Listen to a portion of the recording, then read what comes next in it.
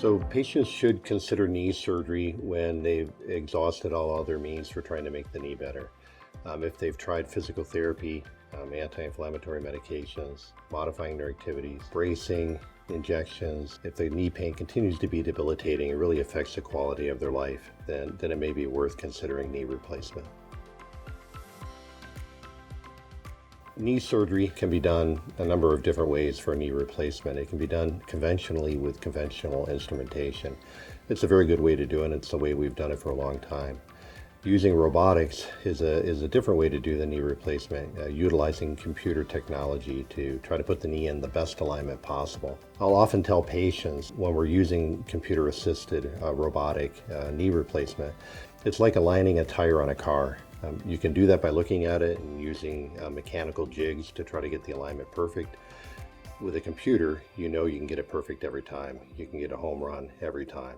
And so we do that with a robotic knee replacement as well. Using the robot to help us adjust the appropriate size, how we put the implant in, how we get the alignment perfect, hopefully will lead to better results for the patient, quicker recovery, and a better long-term outcome. So in regards to patients walking after surgery, we try to get their knee replaced that morning and have them up that afternoon. They're up walking with the physical therapist a few hours after surgery. In rare cases, currently we'll have patients go home the same day. Most of our patients go home the next day. So they'll have a therapy session the afternoon of surgery, and then they'll be up walking again the next morning, doing stairs and things like that they're going to need to be able to negotiate to be able to go home successfully.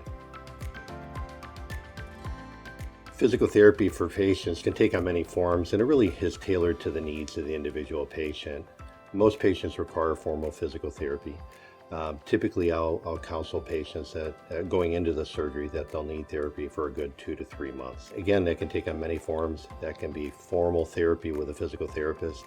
It can be therapy on their own with occasional guidance from the therapist, or it can be totally a home exercise program, depending on how the patient's doing individually. So with knee replacement surgery, we talk to patients about how quickly they can return to their usual activities of daily living. Most patients are 80% better, somewhere between 2 to 3 months, and we'll use that 80% guideline as a kind of a loose guide when they can return to regular activities. Some activities that we ask patients not to do, we'll ask them not usually to run or jump, so the high impact activities that could affect the longevity of the implant. Typically, patients will immediately tell me the pain is different than the preoperative stabbing toothache arthritis pain that they've had before, replaced by this surgery pain that they can see there's a light at the end of the tunnel for. They'll usually tell me that pain quickly gets better over the first month or so. The worst pain usually occurs in the first few days, and we do a lot to manage that pain.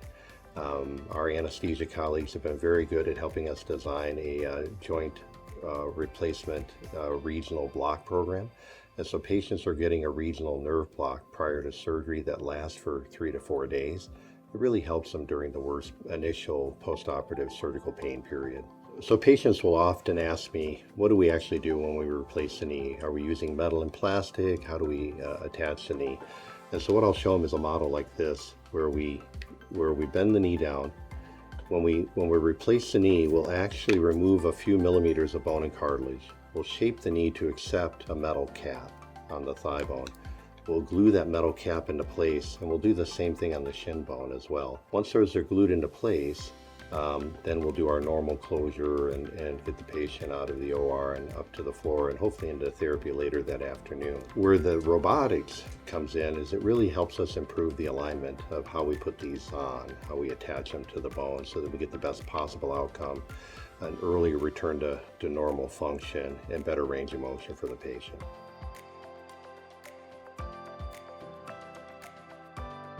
To understand the difference between a partial and total knee, one needs to understand the anatomy of the knee. Orthopedic surgeons typically describe the knee in 3 compartments: the medial compartment of the knee, or the inside of the knee, the lateral compartment of the knee, and the patellofemoral compartment, or the knee cap. If somebody has disease that's isolated to one side of the knee, like this knee is here, where you can see the inside is worn, they would be an excellent candidate for partial knee replacement.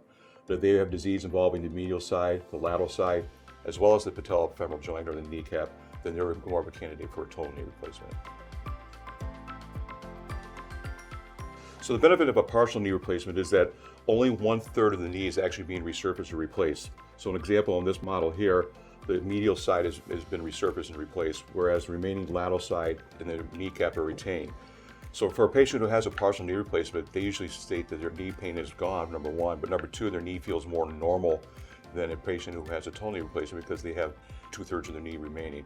And the recovery time is typically a lot quicker because, again, you're only replacing part of the knee versus a total knee.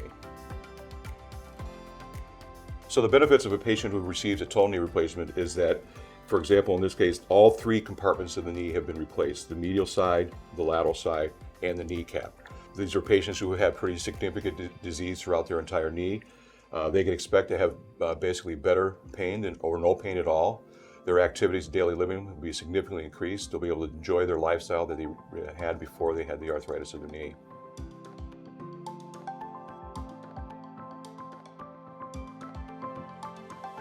Most patients, by the time they present to me with arthritis of the knees, typically have disease involving all 3 compartments, especially their kneecap. Those are patients that typically have difficulty ascending and descending stairs or sitting in chairs for long times. So if they describe that history to me and I know they've got some disease with their kneecap, I tend to lean towards total knee replacements. But for those patients, and typically younger patients who present with arthritis of the knees, maybe they've had surgery at a younger age, and their disease is confined to just one compartment, they would be an excellent candidate for a partial knee replacement. When I'm having a discussion with the patient trying to decide about doing a partial versus a total knee replacement, I use a combination of the patient's symptoms, my physical examination, and their x-rays to help make that decision with the patient. As technology advances, more patients choose the Navio Robotic Assisted Total Knee Replacement in order to have a faster recovery, better results, and a happier long-term outcome. How we utilize the Navio in surgery is with a robotic arm. It assists us in making precision cuts to allow for better accuracy. The Navio does not require any other preoperative interventions other than a traditional X-ray, so no CT scan is required. Often you do not need a referral from your primary care physician. You can just contact us online and schedule an appointment. When I talk to patients, I speak about the facts that we can create a 3-dimensional design that gives us the custom size of the knee. It allows us to perform accurate robotic assisted cuts and allows us to balance the ligaments so that hopefully we can provide them with what I call the forgotten knee, a knee replacement that allows them to not think about their knee as they recover.